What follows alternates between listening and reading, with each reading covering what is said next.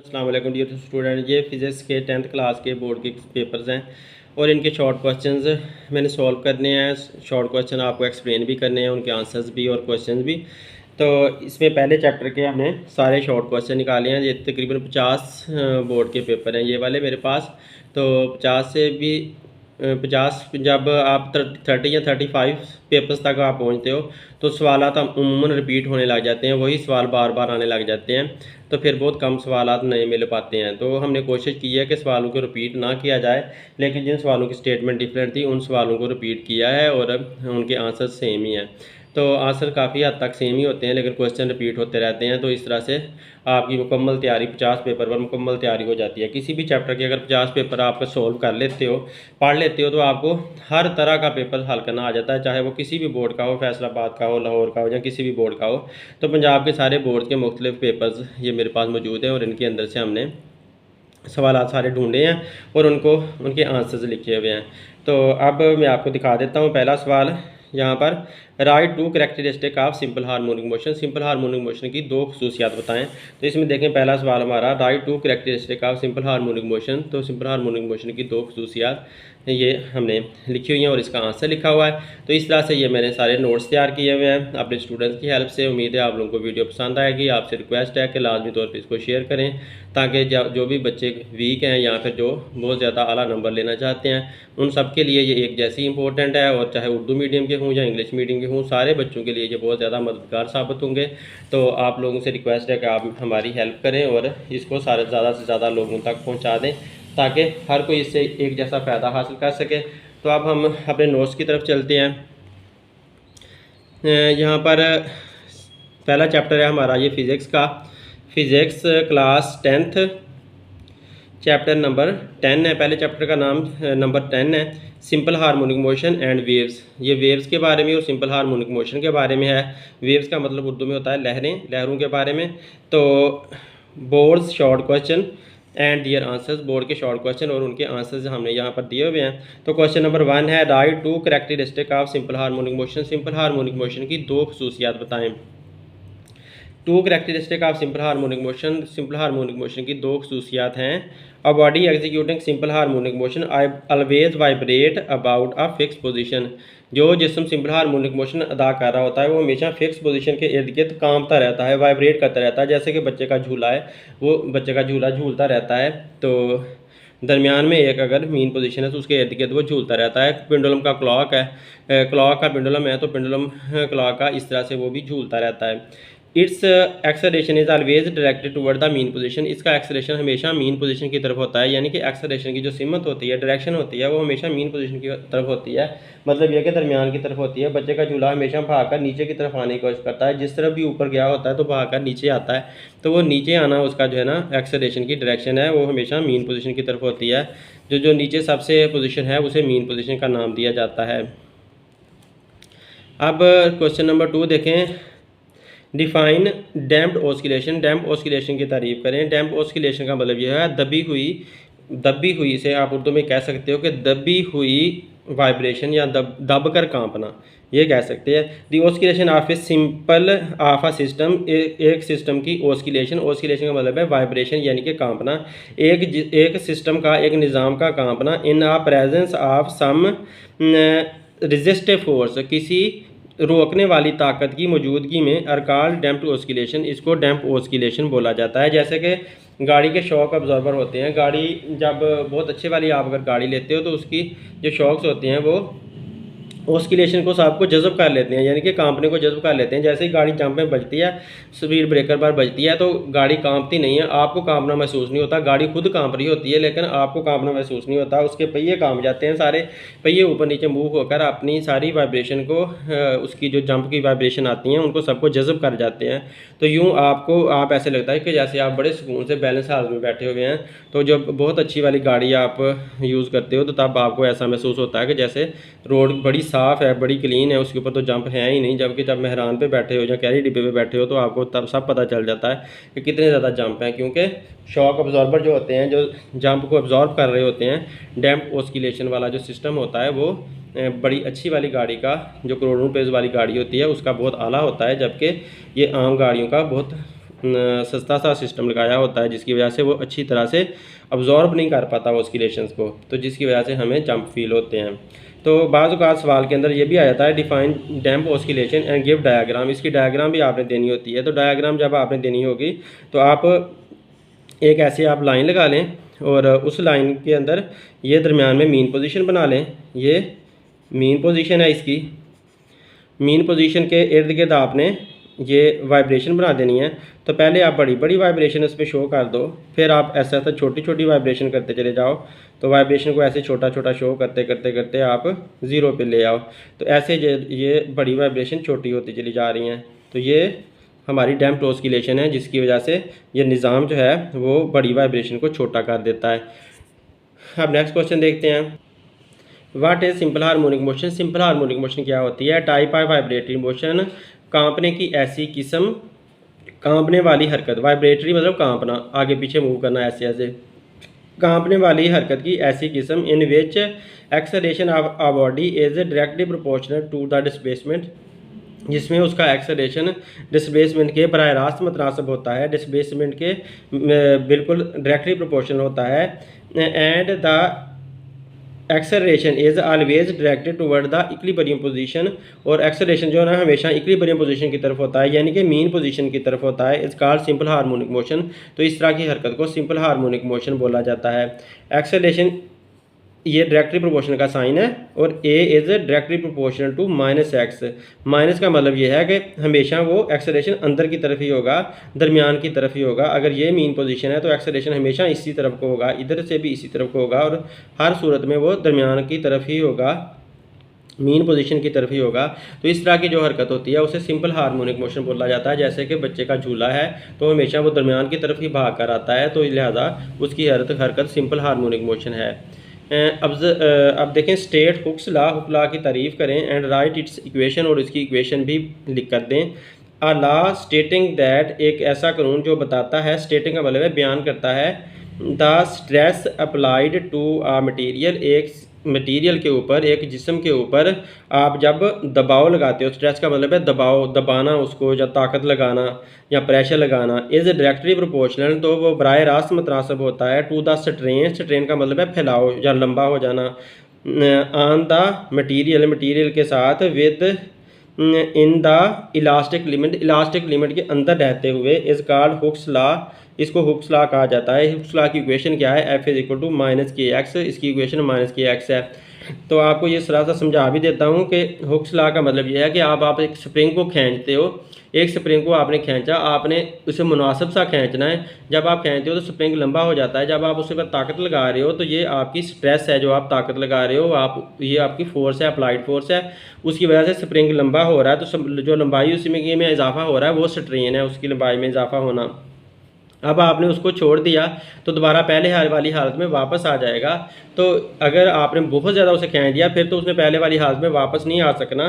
तो ये उसकी इलास्टिक लिमिट हुई। आपने इलास्टिक लिमिट के अंदर रहकर खींचना है, आपने बहुत ज़्यादा खींचकर उसका सत्यानाश नहीं करना, बल्कि आपने हल्का सा खींचना है ताकि वो अपनी ओरिजिनल हालत पे वापस आ जाए।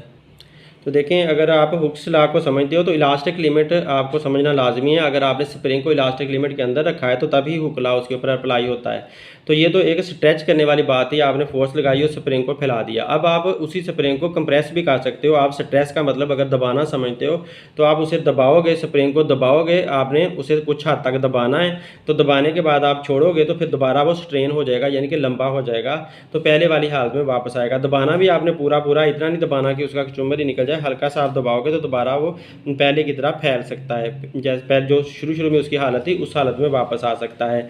तो हुक लॉ ये कहता है कि आप चाहे किसी स्प्रिंग को कंप्रेस करते हो या आप उसे एक्सपेंड करते हो, उसकी इलास्टिक लिमिट के अंदर रहते रहते तो वो डायरेक्टली प्रोपोर्शनल होता है। आप जितना ज़्यादा दबाओगे उतना ज़्यादा वो छोटा हो जाएगा, आप जितना ज़्यादा उसको खींचोगे उतना ज़्यादा वो लंबा हो जाएगा। तो लेकिन इलास्टिक लिमिट के अंदर रहकर आप ये काम करोगे तो ये सारी बात हुक्स लॉ कहलाती है। तो इसकी इक्वेशन ये F is equal to minus K X, minus का साइन यहाँ ये बताता है कि एक्स जो है हमेशा अंदर की तरफ होगा। आप जिस तरफ को फोर्स लगाओगे दोबारा फोर्स एक्स को उसी तरफ को खींचेगी, यानी कि डिस्प्लेसमेंट दोबारा पीछे की तरफ ही होगा, उसकी डायरेक्शन पीछे की तरफ ही होगी, दोबारा वो पीछे वाली ओरिजिनल हालत में वापस आने की कोशिश करेगा। तो ये माइनस का साइन हमें बताता है। Define longitudinal waves, longitudinal waves की तारीफ़ करें इन लॉन्गिट्यूडनल वेव्स के अंदर the particle of the medium, जो मीडियम के ज़रात होते हैं, मूव बैक एंड फोर्थ, आगे एंड पीछे हरकत करते रहते हैं, बैक एंड फोर्थ आगे और पीछे हरकत करते रहते हैं, ऐसे ऐसे हरकत करते रहते हैं along the direction of propagation of wave, जिस सिमत को वेव जा रही होती हैं उसी सिमत में वो हरकत कर रहे होते हैं।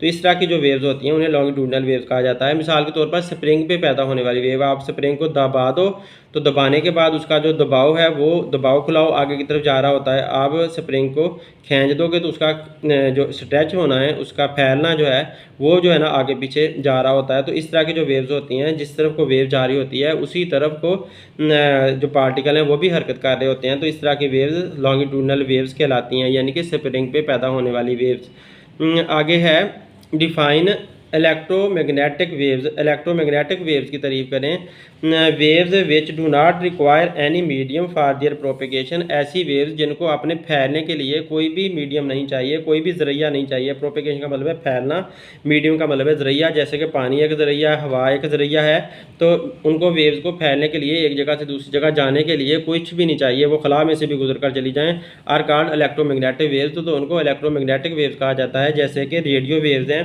रेडियो की जो शुआएँ हैं, जो हमारे रेडियो चलते हैं, तो उनको आने के लिए कुछ भी नहीं चाहिए, हवा पानी कुछ भी नहीं चाहिए, वैसे ही वो आ जाती हैं। एक्स रेज़ को भी एक जगह से दूसरी जगह जाने के लिए कुछ नहीं चाहिए। हीट को भी इसी वजह से सूरज की गर्मी हम तक आ रही है, दरमियान में खला है और गर्मी हम तक आ रही है, क्योंकि वो इलेक्ट्रोमैग्नेटिक वेव्स के ऊपर सवार होकर आती है।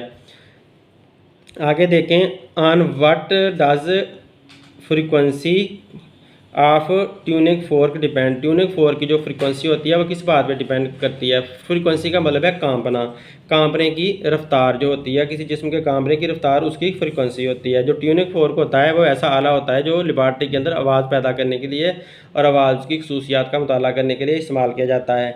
तो वो कहता है कि ट्यूनिंग फोर्क की जो फ्रीक्वेंसी है, यानी कि ट्यूनिंग फोर्क इस तरह का एक आला होता है, ऐसे करके ना यू शेप का इस तरह का एक आला होता है, तो वो उसकी जो ये साइडें हैं वो कांपती हैं, तो उससे आवाज़ पैदा होती है। तो कहता है कि इसके कांपना जो है वो उसकी जो कांपने की जो रफ्तार है वो किस बात पे डिपेंड करती है। The frequency of tuning fork depend, tuning fork की जो फ्रीक्वेंसी है वो डिपेंड करती है upon the mass of fork, fork कितना भारी है, यानी कि कितना ये सारा हैवी मटेरियल से बना हुआ है, इस बात पे डिपेंड करती है। इफ़ मैस इज़ मोर, अगर उसका मैस बहुत ज़्यादा है, देन फ्रीक्वेंसी इज़ लो, तो फिर वो बहुत कम कांप सकेगा। दैट मीन्स, इसका मतलब ये है कि पिच इज़ लो, तो उसकी पिच कम होगी। पिच का मतलब है आवाज़ का बारीक होना। जैसे लड़कियों की आवाज़ बहुत बारीक होती है और लड़कियों की मोटी होती है, हैवी होती है, तो लड़कियों की आवाज़ की पिच ज़्यादा होती है। तो आवाज़ का बारीक होना, आवाज़ का मोटा होना, उसे पिच कहा जाता है। यूँ भी कह सकते हो कि आवाज़ का तेज़ होना, श्रिल होना, तेज़ होना और तीखी आवाज़ होना और खुरदरी आवाज़ होना, ये भी पिच ही कहलाता है। अब देखें, the bending or spreading of waves, define diffraction of waves. Waves की डाइफ्रैक्शन की तारीफ करें। दी बेंडिंग मुड़ जाना, आर स्प्रेड या फैल जाना, ऑफ वेव्स का around the sharp edge, sharp का मतलब है तीखे, तीखे किनारों के इर्द गिर्द, or corner of the obstacle, या कोई रुकावट के किनारों के साथ फैल जाना, आर सीट या सुराख के इर्द गिर्द हो जाना, is called diffraction of waves, उससे वेव्स का डाइफ्रैक्शन कहा जाता है। जैसे कि आप देखें कि रोशनी एक सुराख में से निकल रही होती है, एक बारीक से सुराख में से रोशनी निकल रही होती है और आगे सिर्फ उस सुराख का साया नहीं बन रहा होता, बल्कि सारे तरफ को वो आगे फैलती जा रही होती है। तो इस तरह से रोशनी जो एक छोटे से सुराख का मतलब है स्लिट में से निकल कर आगे फैल जाती है, उसका फैलना इस तरह डाइफ्रैक्शन कहलाता है। तो रोशनी जो है ना असल में वो बेंड हो जाती है, किनारों की तरफ मुड़ जाती है, तो मुड़ना जो है ना उसका वो बेंडिंग या स्प्रेडिंग कहला रहा है। तो यूं डाइफ्रैक्शन की तारीफ हम कर सकते हैं कि रोशनी का फैल जाना जब वो किसी सुराख में से गुजरे, या जब किसी कॉर्नर के पास से गुजरे, या फिर किसी चीज़ के किनारों से गुजरे, तो उसे कहा जाता है diffraction. Define restoring force. Restoring force की तारीफ करें। रिस्टोरिंग फोर्स को उर्दू में वापस लाने वाली ताकत कहा जाता है। आ रिस्टोरिंग फोर्स ऑलवेज पुशेज, एक रिस्टोरिंग फोर्स हमेशा धक्का देती है, और पुल्स यहाँ खींच लेती है। द ऑब्जेक्ट चीज़ को परफॉर्मिंग ऑस्किलेटरी मोशन जो कांपने वाली हरकत अदा कर रही होती है टूवर्ड्स द मीन पोजीशन की तरफ। यानी कि आपने स्प्रिंग को खींचा, जो आपने स्प्रिंग के ऊपर ताकत लगाई वो अप्लाइड फोर्स थी, और दोबारा स्प्रिंग ने आपके हाथ को पीछे की तरफ खींच लिया। तो हाथ को जब स्प्रिंग ने पीछे की तरफ खींचा तो वो जो खींचने वाली ताकत है वो कौन सी है? Restoring force. वो रिस्टोरिंग फोर्स है जो वापस आपके हाथ को और स्प्रिंग को पीछे की तरफ ला रही है, अपनी असली हालत में वापस ला रही है, तो वो रिस्टोरिंग फोर्स होती है। तो लिहाजा ये अपनी पहले वाली हालत में या मीन पोजीशन की तरफ वापस लाने के में काम कर रही होती है। Define spring constant. Spring constant की आप तारीफ करें। राइट इट्स फार्मूला आल्सो, और इसका फार्मूला भी बताना है। K is called, K is a constant, K एक कांस्टेंट है, कॉल्ड द स्प्रिंग कांस्टेंट, जिसको स्प्रिंग कांस्टेंट बोला जाता है। The value of K is a measure of the stiffness of the spring. जो K की वैल्यू है, जो K की मिकदार है, वो स्प्रिंग के सख्त होने को बताती है। इसका फार्मूला क्या है? K is equal to minus F over X. तो K is equal to minus F over X होता है कि कहाँ से आया ये formula? F is equal to minus K X. ये जो हुक्स लॉ हमने पढ़ा था पीछे, F is equal to minus K X, वहाँ से ये फार्मूला आता है कि आप इधर ही छोड़ दो तो F ओवर एक्स आपके पास आ जाएगा, और माइनस का साइन आप इधर लगा दोगे, तो लिहाजा K is equal to minus F over X इसमें से, इस फार्मूले से निकल कर आता है। तो यहाँ पर K किसके बराबर फिर बनेगा? ऊपर F फोर्स है और नीचे X जो है वो डिस्प्लेसमेंट है, तो K is equal to minus force over displacement इसके बराबर आता है।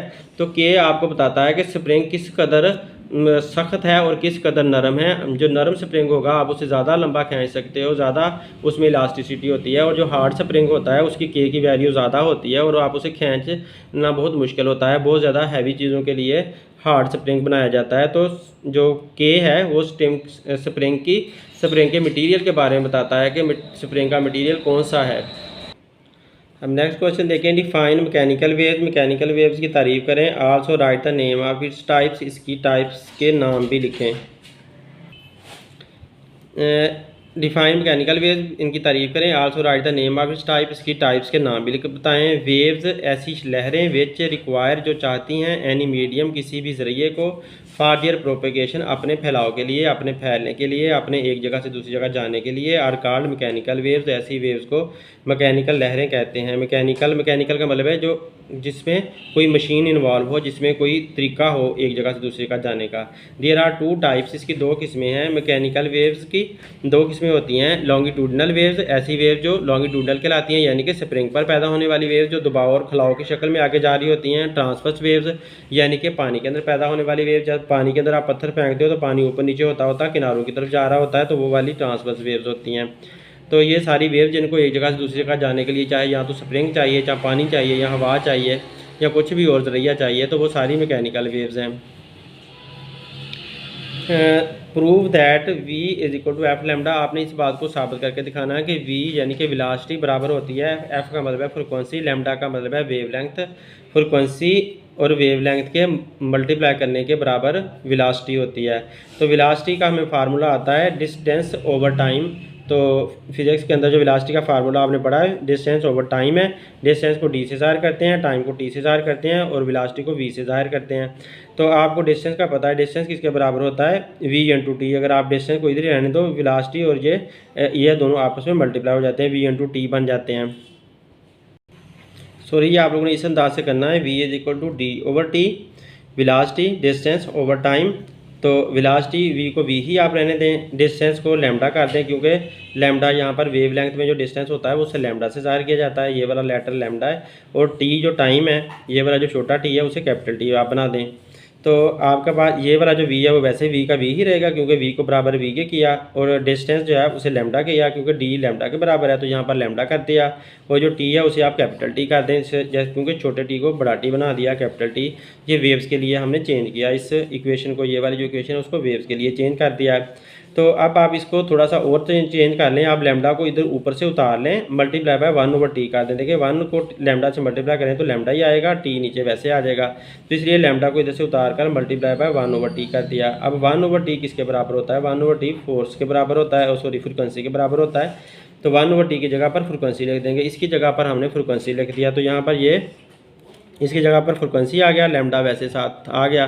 तो v is equal to F lambda, ये हमारी इक्वेशन प्रूव हो चुकी है, जो हमने प्रूव करनी थी कि प्रूव करके दिखाएं v is equal to f lambda. तो यूँ v is equal to f lambda prove हो चुका है ये। अब देखें define wave motion. Wave motion की तारीफ करनी है।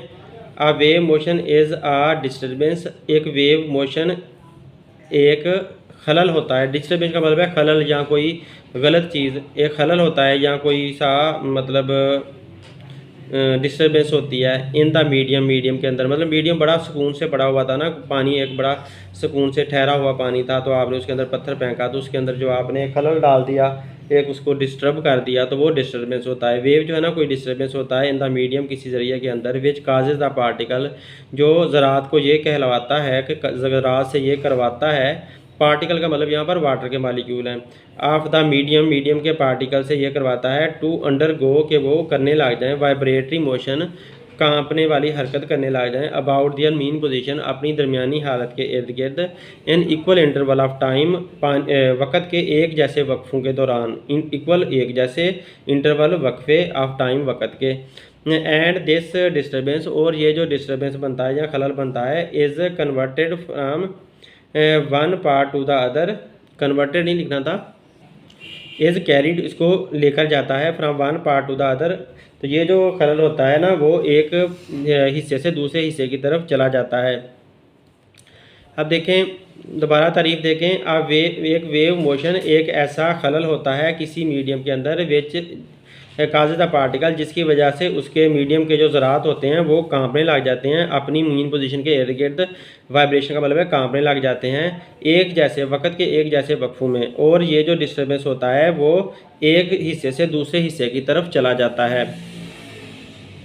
A ball is dropped from a certain height, एक बॉल या गेंद को ख़ास बुलंदी से गिराया गया है ऑन टू द फ्लोर, फर्श के ऊपर।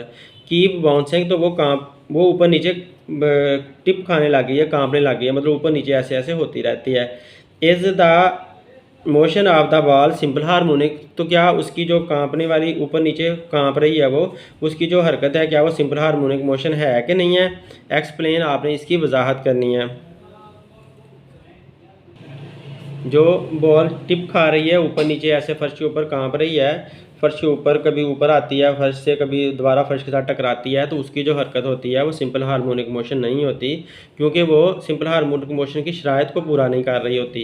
A ball dropped from a certain height, जो खास हाइट से एक जिस्म को, एक बॉल को गिराया जाता है ऑन टू अ फ्लोर, एक फर्श के ऊपर, and keep bouncing up and down, और ऊपर नीचे वो टिप खाती रहती है। It's motion is not simple harmonic motion, इसकी जो हरकत होती है वो सिंपल हार्मोनिक मोशन नहीं होती, because it's motion does not fulfil the necessary condition of simple harmonic motion, क्योंकि जो सिंपल हार्मोनिक मोशन की ज़रूरी शराइत होती हैं वो पूरी नहीं हो रही होती। उसकी ज़रूरी शर्तें क्या होती हैं कि उसका एक्सेलरेशन हमेशा दरमियान की तरफ हो, तो यहाँ पर कोई दरमियान वाली पोजीशन ही हमें पता नहीं चल रही। और इसके अलावा उसका जो डिस्प्लेसमेंट है उसकी डायरेक्शन भी दरमियान की तरफ ही होनी चाहिए और एक्सेलरेशन की डायरेक्शन भी दरमियान की तरफ होनी चाहिए। तो ये दोनों चीज़ें हमें यहाँ पर नज़र नहीं आ रही, इस वजह से इसकी हरकत जो है सिंपल हार्मोनिक मोशन नहीं है। What is meant bye soundless whistle. Soundless whistle यानी कि ऐसी आवाज़ जिसकी आवाज़ ही ना हो। विसल का मतलब क्या होता है, सीटी, तो ऐसी सीटी जिसकी आवाज़ ही ना हो, बग़ैर आवाज़ के। सीटी से क्या मुराद है, सीटी का मतलब है जो सीटियाँ बजाई जाती हैं किसी को बुलाने के लिए, वो वाली। तो this sound which is silent, वो आवाज़ जो कि खामोश है। साइलेंट का मतलब यह है जो सुनी नहीं जा सकती। फॉर ह्यूमन एयर, इंसान के कानों के लिए।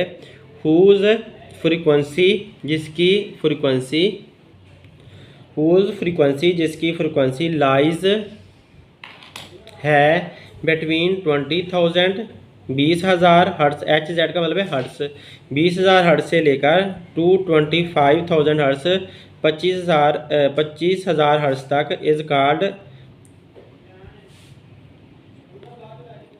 कॉल्ड साउंडलेस साउंड, उनको बेआवाज़ आवाज़ें कहा जाता है। तो फिर से दोबारा देखें कि ऐसी आवाज़ें जो इंसान के कानों से सुनी नहीं जा सकती। Is silent for human ear, मतलब इंसान के कानों से सुनी नहीं जा सकती। वजह क्या होती है कि हुज़ फ्रीक्वेंसी लाइज, उनकी जो फ्रीक्वेंसी होती है ना वो 20,000 हर्ट्ज से लेकर 25,000 हर्ट्ज के दरमियान में होती है।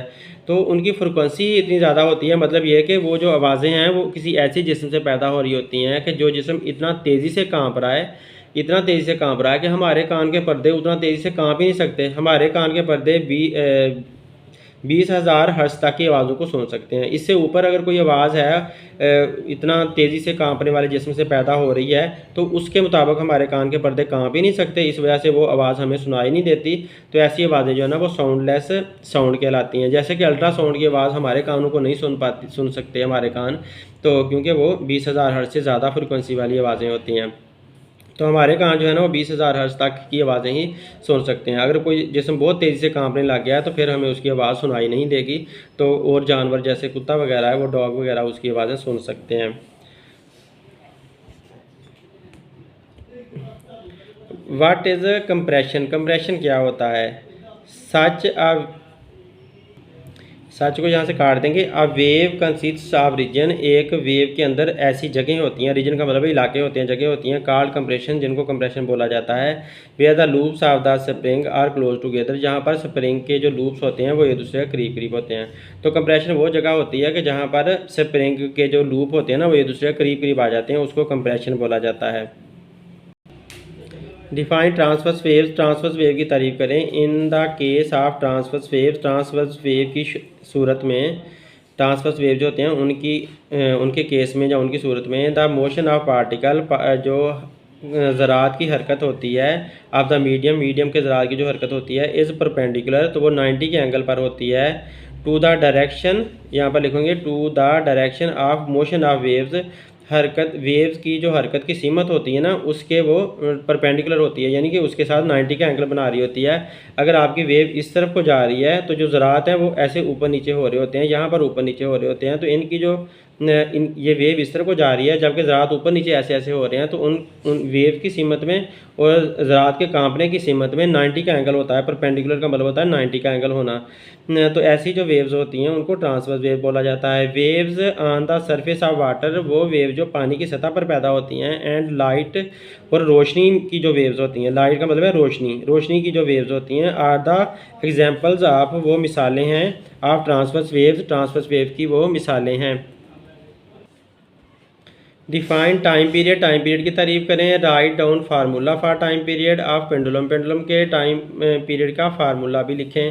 The time taken by a vibratory body, वो टाइम जो एक कांपने वाला जिस्म लेता है, अबाउट इट्स मीन पोजीशन, अपनी मीन पोजीशन के इर्द गिर्द, टू कंप्लीट वन वाइब्रेशन, एक चक्कर मुकम्मल लगाने में। वाइब्रेशन का मतलब है एक बार कांपना, एक बार कांपने के लिए या एक चक्कर मुकम्मल करने में जो कांपने वाला जिस्म टाइम लेता है, इज़ कॉल्ड टाइम पीरियड, तो वो उसका टाइम पीरियड कहलाता है। It is denoted by T, इसको टी से ज़ाहिर किया जाता है, तो कैपिटल टी से आप इसको ज़ाहिर करोगे ऐसे कैपिटल टी से। The unit of time period is second, तो टाइम पीरियड की जो यूनिट होती है वो सेकंड होती है। और सिंपल पेंडुलम के लिए टाइम पीरियड का जो फार्मूला है वो ये है, T is equal to 2πL/g under root. तो सिंपल पेंडुलम के लिए टाइम पीरियड का ये फार्मूला हो गया।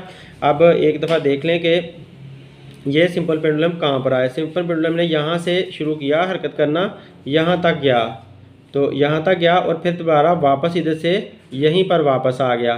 तो इस तरह से उसने एक चक्कर मुकम्मल किया, एक वाइब्रेशन उसने मुकम्मल की। तो ये उसका दरमियान वाली पोजीशन थी, इसके इर्द गिर्द ऐसे वो कहाँ पर आता, यहाँ से यहाँ पर गया और इधर से फिर वापस यहाँ पर आया।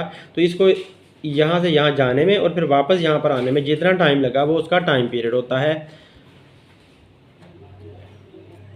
With respect to simple pendulum, simple pendulum के लिहाज से व्हाट इज़ डिफरेंस, क्या फ़र्क आता है between vibration and amplitude, amplitude और वाइब्रेशन के दरमियान क्या फ़र्क आता है जब आप सिंपल पेंडुलम का हवाला दे रहे होते हो। तो वाइब्रेशन और एम्पलीट्यूड में फ़र्क बताना है सिंपल पेंडुलम को सामने रखते हुए। One complete round trip of a vibrating body, एक कांपते हुए जिस्म का मुकम्मल चक्कर, अबाउट इट्स मीन पोजीशन, इसकी मीन पोजीशन के इर्द गिर्द, इसे कहते हैं वन वाइब्रेशन, इसे कहते हैं एक vibration.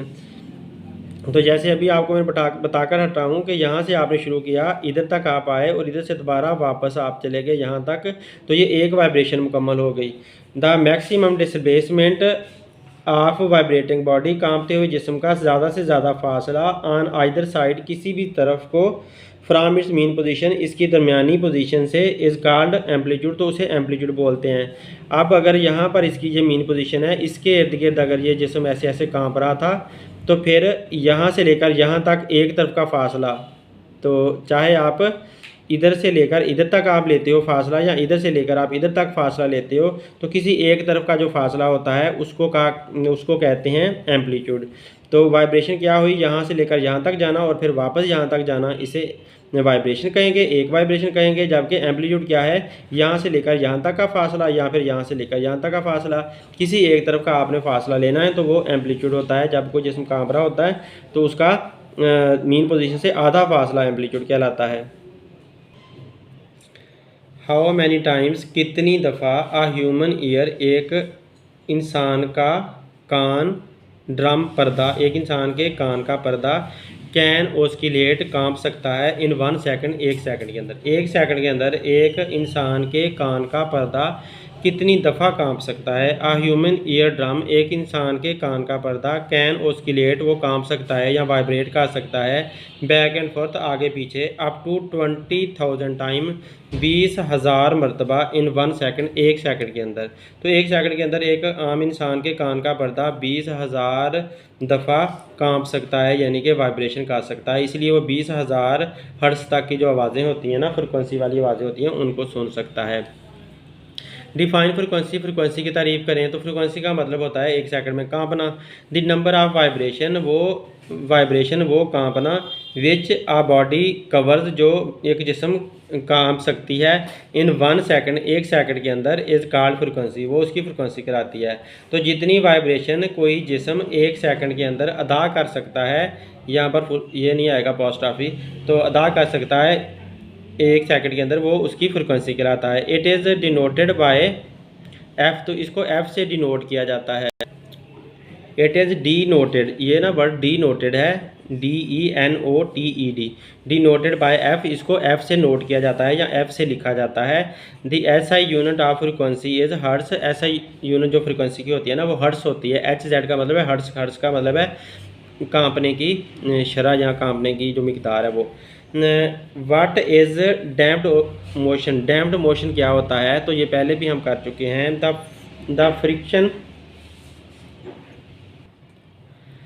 Friction reduces the mechanical energy of the system, कोई भी जो सिस्टम के अंदर तवानाई होती है ना वो उसकी रगड़ की वजह से कम होती चली जाती है। एज टाइम पासेज, जैसे जैसे वक्त गुजरता चला जाता है। And the motion is said to be a damped, तो उसकी जो हरकत होती है वो डैम्प्ड हरकत कहलाती है।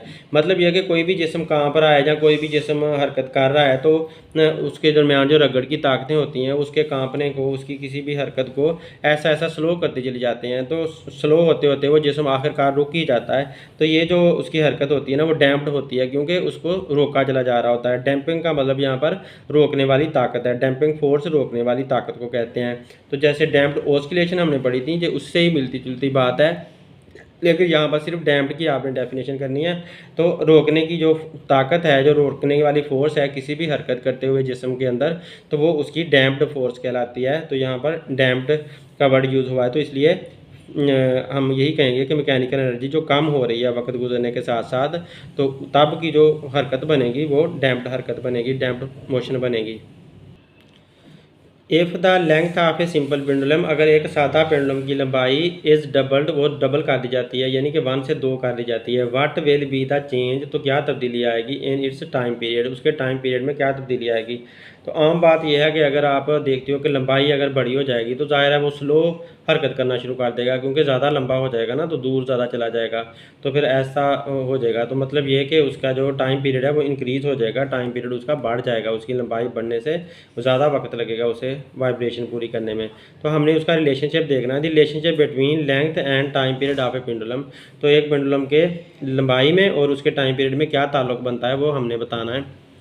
तो देखें टाइम पीरियड का फार्मूला हमने पहले भी देखा था, 2πL/g, ये अंडर रूट में आता है। लेकिन लेंथ जहाँ पर वो कहता है डबल करनी है, 2L करनी है, इस L की जगह पर आपने 2L लिख देना है। तो इस L की जगह पर हमने 2L लिख दिया।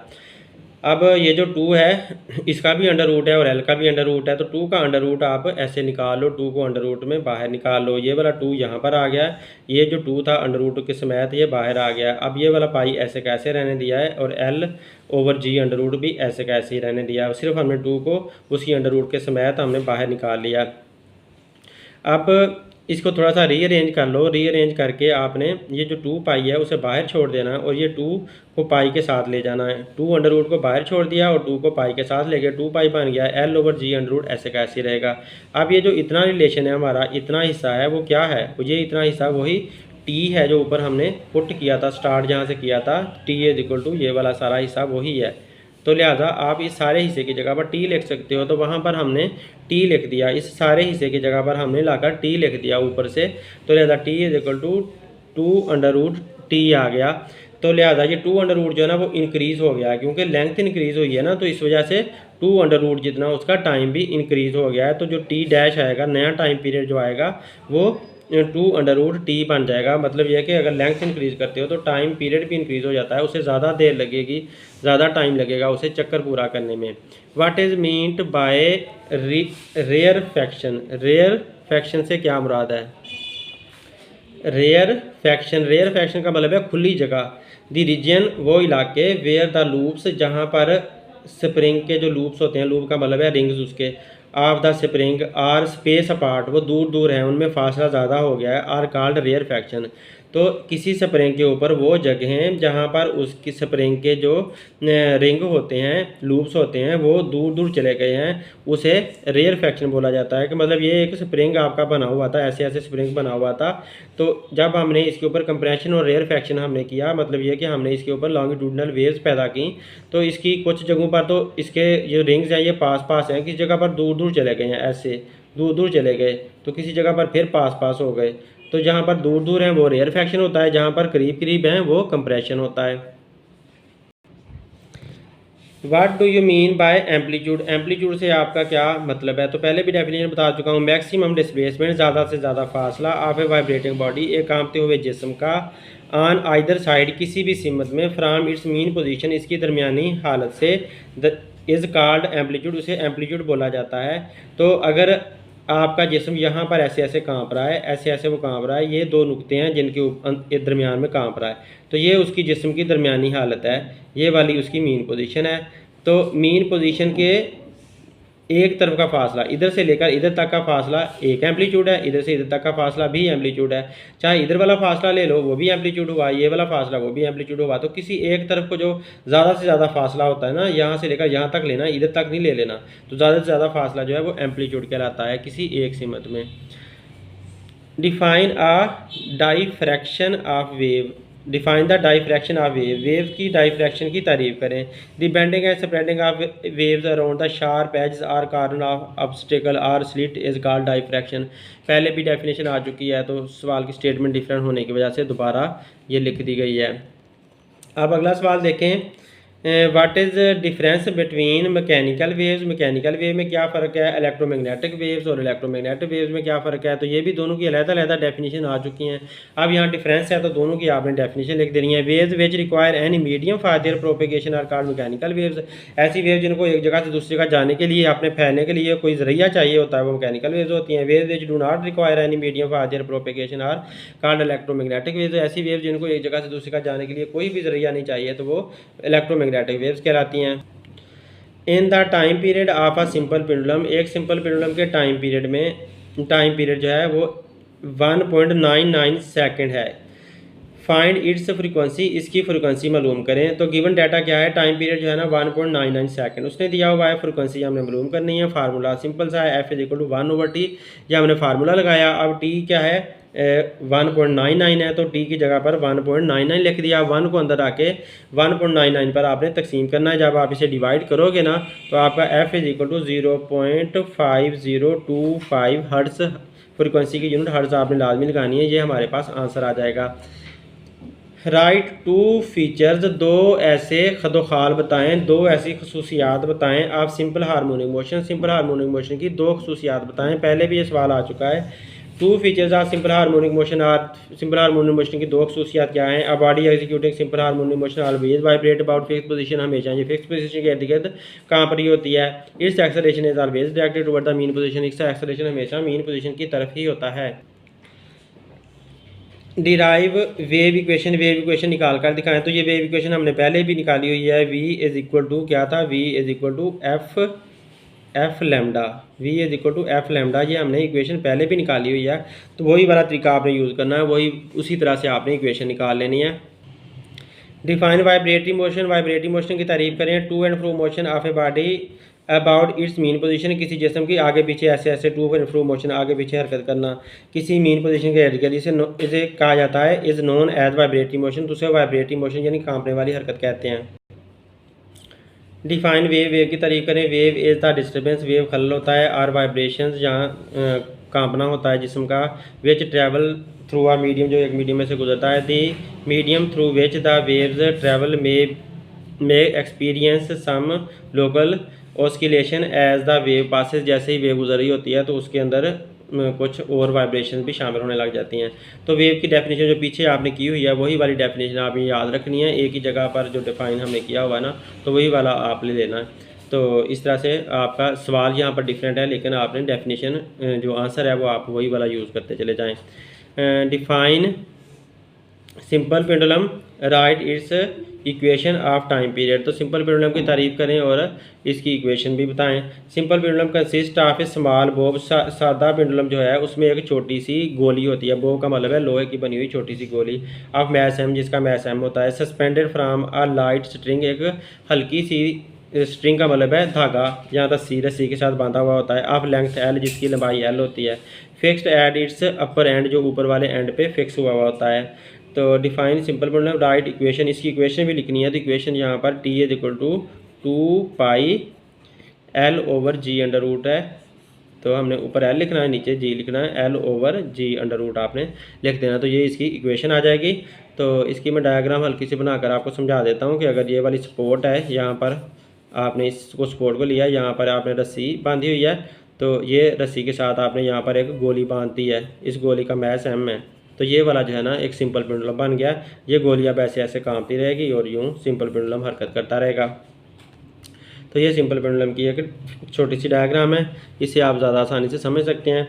Define two basic type of waves, waves की दो बुनियादी किस्में बताएं, उसकी टाइप्स बताएं। Two basic type of waves की दो बुनियादी किस्में क्या क्या हैं? मैकेनिकल वेव्स, ऐसी वेव्स जिनको जाने के लिए कोई ज़रिया चाहिए, एंड इलेक्ट्रोमैग्नेटिक वेव्स, ऐसी वेव्स जिनको जाने के लिए कोई जगह नहीं चाहिए, कोई ज़रिया नहीं चाहिए। ये पहले हम कर चुके हैं। Mechanical waves, waves which require any medium for their propagation, जिनको फैलने के लिए कोई नज़रिया चाहिए, वो मैकेनिकल वेव्स होती हैं। Electromagnetic waves which do not require any medium for their propagation are called electromagnetic waves, ऐसी वेव्स जिनको एक जगह दूसरी जगह जाने के लिए कुछ भी नहीं चाहिए, वो इलेक्ट्रोमैग्नेटिक वेव्स कहलाती हैं। Differentiate between vibration and frequency, vibration और फ्रिक्वेंसी में फ़र्क करना है। तो one complete round trip of a vibrating party about mean position is called vibration, एक मुकम्मल चक्कर किसी कांपते हुए जिस्म का उसे वाइब्रेशन कहा जाता है। फ्रिक्वेंसी क्या है? The number of vibration or cycle of a vibrating body in 1 second, एक सेकंड के अंदर कितनी दफ़ा वो कांपता है जिस्म, तो वो उसकी फ्रिक्वेंसी होती है। ये भी पहले आ चुका है। A wave moves on a sling की विद फ्रिक्वेंसी ऑफ 4 हर्ट्ज, एक वेव जो है ना, एक स्लिंग की स्प्रिंग है, स्लिंग की स्प्रिंग मीन के बहुत हल्का सा स्प्रिंग है, उसके ऊपर एक वेव हरकत कर रही है और उसकी फ्रिक्वेंसी 4 हर्ट्ज है, एफ जो है ना उसकी 4 है, एंड वेवलेंथ ऑफ 0.4 मीटर, और उसकी वेवलेंथ जो है ना 0.4 मीटर है। What is the speed of the wave, तो वेव की स्पीड क्या होगी? तो हमने पहले फ्रिक्वेंसी लिख दी, फ्रिक्वेंसी को छोटे एफ से आपने ज़ाहिर करना होता है। F is equal to 4 hertz HZ, और लैम्डा वेवलेंथ जो है 0.4 मीटर है। आपने वेव की स्पीड फाइंड करनी है, वी हमने फाइंड करनी है, तो हमने ये सारा डाटा निकाल लिया। उसके बाद V is equal to F lambda इसमें पुट कर देना। एफ जो हमारी 4 है और जो वेवलेंथ उसने बताई थी वो 0.4 थी।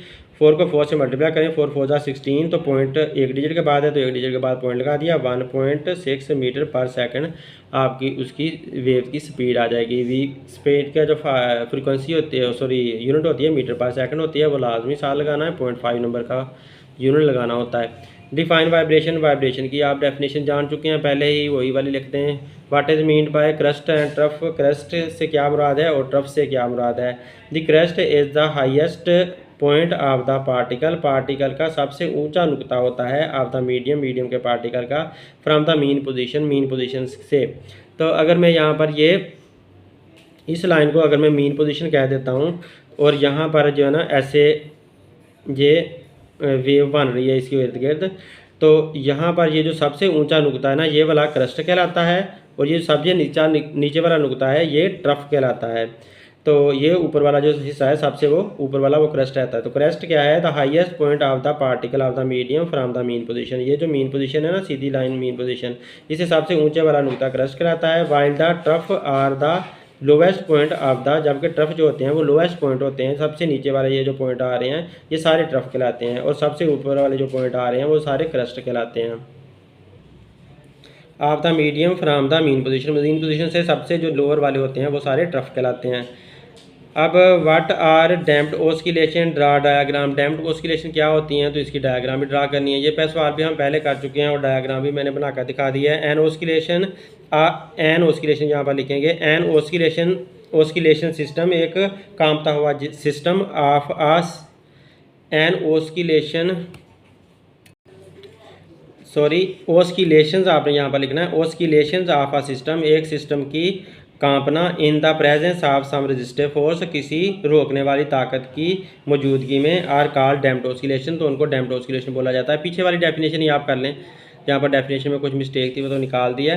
तो यहाँ पर देखें ये उसने प्लस और माइनस ऊपर जाते जाते इंक्रीज़ होती है फ्रीक्वेंसी, नीचे आते आते डिक्रीज़ होती है। तो ये डिस्प्लेसमेंट उसने बताया हुआ है, तो डिस्प्लेसमेंट ऊपर जाते बढ़ रहा है, नीचे आकर कम हो रहा है। तो इस तरह से इसको आप छोटा से छोटा करते जाओगे, जैसे वो मैंने डायग्राम बनाकर दिखाई थी। तो कम से कम आपने इसकी जो वाइब्रेशंस हैं उनकी आपने लेंथ जो है वो कम करते चले जाना है। तो नीचे भी कम होते जाएगी, ऊपर भी कम होते जाएगी, और ये मीन पोजीशन के साथ आकर मैच हो जाएगी, आखिर में आकर मीन पोजीशन के बराबर आ जाएगी। यूँ जिस्म कांपना छोड़ देगा। तो ये डैम्प्ड ऑस्किलेशन है जो कम होती चली जा रही हैं।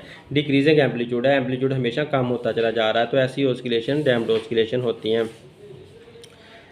फाइंड द टाइम पीरियड मालूम करें, एंड फ्रिक्वेंसी और फ्रिक्वेंसी भी ऑफ अ सिंपल पेंडुलम, एक सादा पेंडुलम की 1.0 मीटर लॉन्ग, जिसकी लंबाई 1.0 मीटर है, एट अ लोकेशन, एक ऐसी जगह पर, where G is equal to 10.0 metre per second square, जहाँ पर जी की value 10 metre per second square है।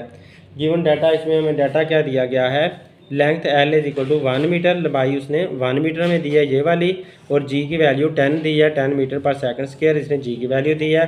तो हमने फाइंड क्या करना है, फाइंड द टाइम पीरियड। एक तो हमने टाइम पीरियड फाइंड करना है और दूसरा हमने फ्रीक्वेंसी फाइंड करनी है। तो नेक्स्ट पेज पे फाइंड करते हैं टाइम पीरियड और फ्रीक्वेंसी को। टाइम पीरियड फाइंड करना है तो टाइम पीरियड का फार्मूला लगा लो, 2πL/g अंडर रूट। तो वैल्यू पुट कर देते हैं, 2 की 2 आ गई, पाई की वैल्यू 3.14 होती है, एल की वैल्यू 1 है और जी की भी 10 है।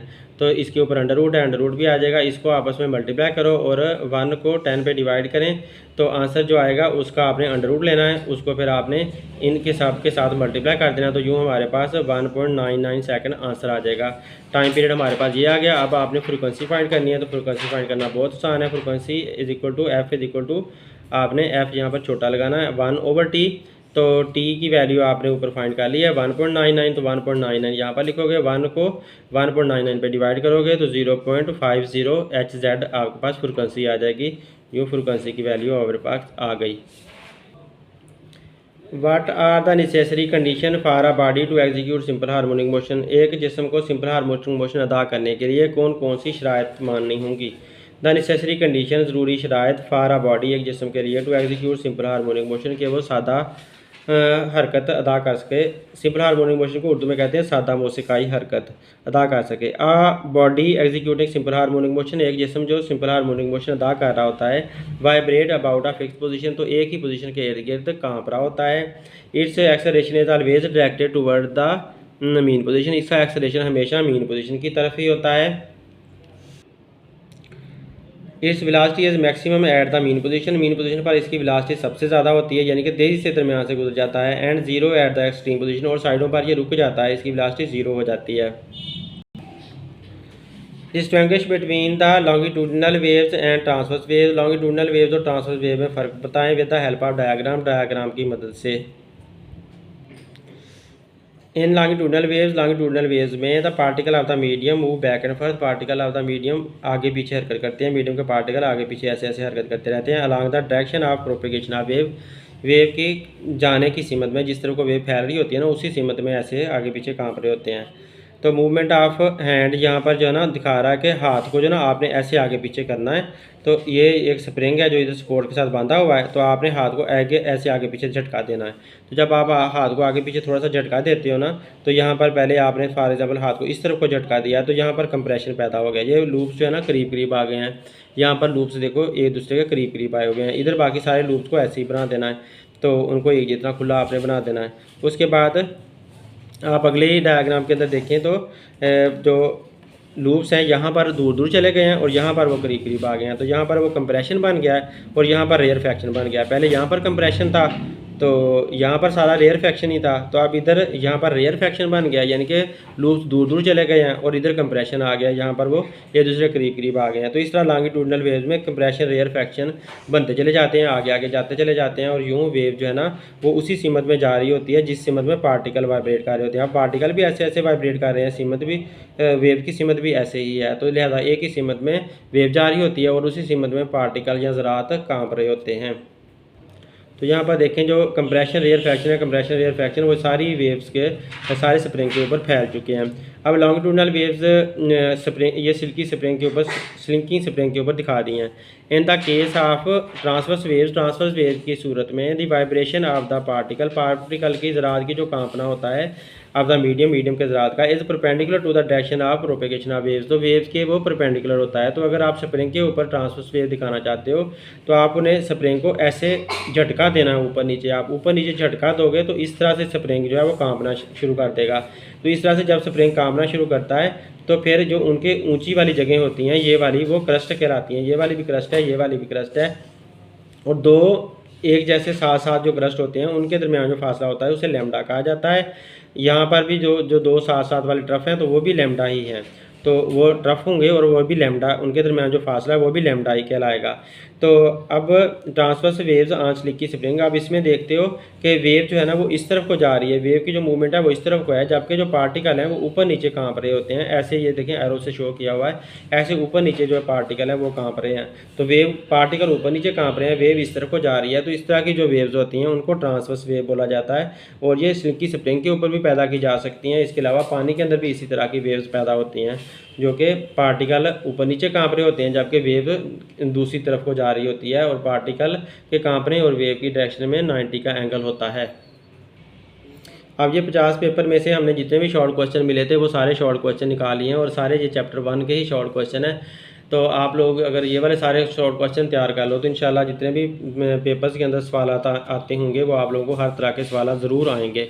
तो उम्मीद है आप लोगों को ये वीडियो पसंद आई होगी। आपसे रिक्वेस्ट है इसे लाजमी शेयर करें। Thanks for watching my video. अल्लाह हाफिज़।